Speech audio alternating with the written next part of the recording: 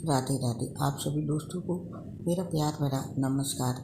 दोस्तों, आज एक पोस्ट में हम आपके लिए लेकर आए हैं काला अष्टमी के दिन किए जाने वाले कुछ बहुत ही विशेष उपाय।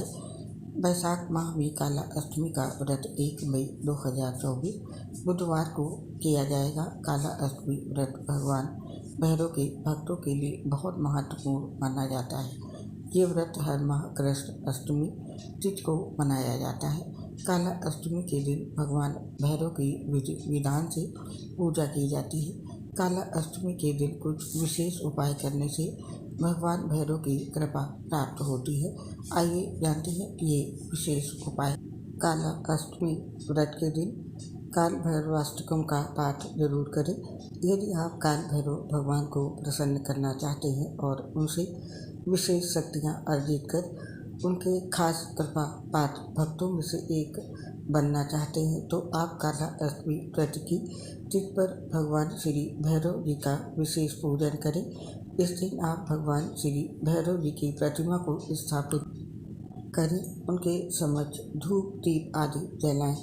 इस दिन आप भगवान भैरव के समक्ष सरसों के तेल का दीपक अवश्य ही जलाएं।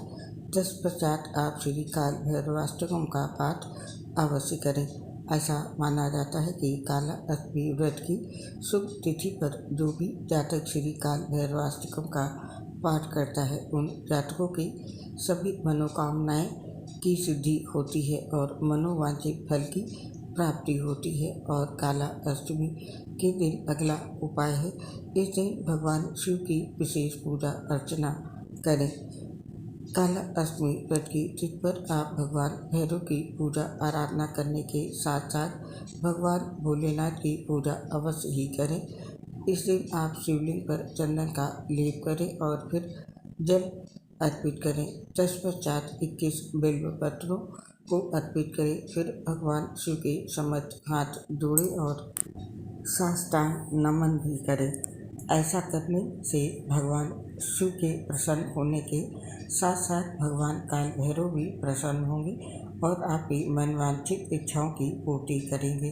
और इस दिन का अगला उपाय है, काला अष्टमी व्रत के दिन काले कुत्ते को भोजन कराएं। इससे काल भैरव बाबा के साथ साथ शनिदेव की भी कृपा बनी रहेगी। ज्योतिष शास्त्र के मुताबिक भगवान भैरव और शनिदेव को प्रसन्न करने हेतु अनेक उपायों में से काले कुत्ते को रोटी खिलाना अत्यंत ही लाभकारी माना जाता है। इस उपाय का महत्व तिथि के अनुसार और भी अधिक बढ़ जाता है। अतः आप काला अष्टमी व्रत के दिन किसी काले कुत्ते को मीठी रोटी खिलाएं।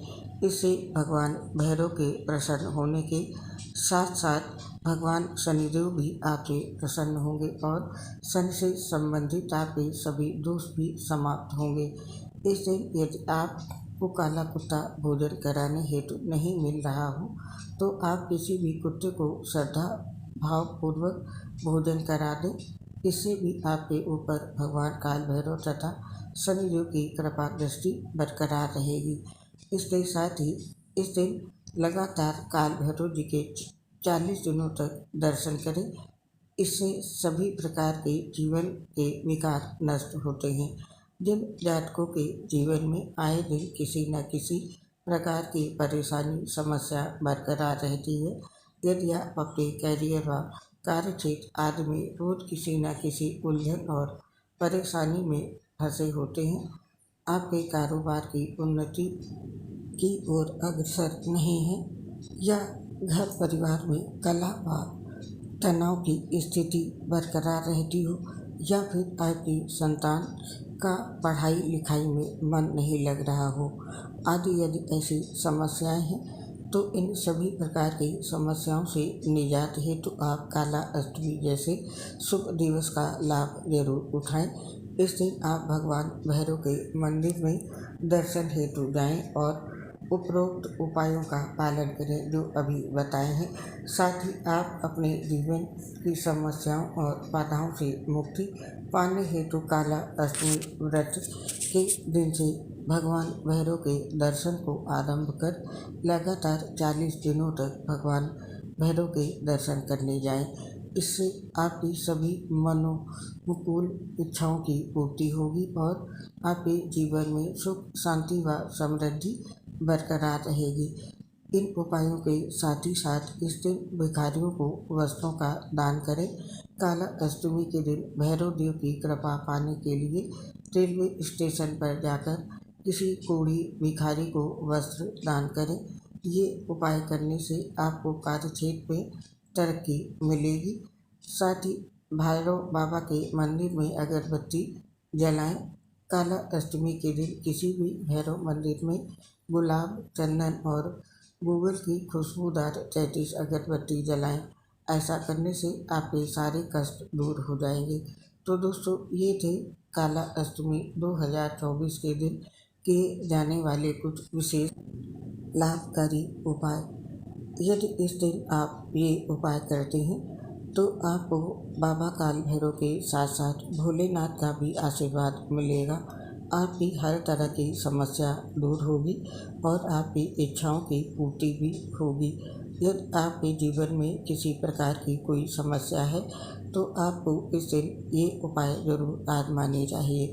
हमें अब इस पोस्ट को समाप्त करने की आज्ञा दीजिए। आप और आपके पूरे परिवार पर बाबा भैरवनाथ और भोलेनाथ का आशीर्वाद सदैव बना रहे। इसी कामना के साथ इस पोस्ट को समाप्त करते हैं। आपसे शीघ्र मिलेंगे नई पोस्ट के साथ। तब तक के लिए आप सभी को मेरी प्यार भरी राधे राधे। आपसे अपनी एक प्रॉब्लम शेयर करना चाह रहे हैं। दोस्तों, हम लीवर सोसिस सहित गंभीर बीमारियों से ग्रसित हैं, जिसके चलते पोस्ट बनाने में बहुत दिक्कत होती है। सांस फूलने की वजह से आवाज़ सही नहीं आ पाती है। इसके लिए हमें क्षमा कर दें और अपना सहयोग हमारे साथ बनाए रखें। उम्मीद करती हूँ आप हमारे स्वास्थ्य समस्या को समझते हुए अपना साथ और सहयोग हमें ज़रूर देंगे। इसके लिए आप सभी दोस्तों का हृदय से बहुत बहुत धन्यवाद।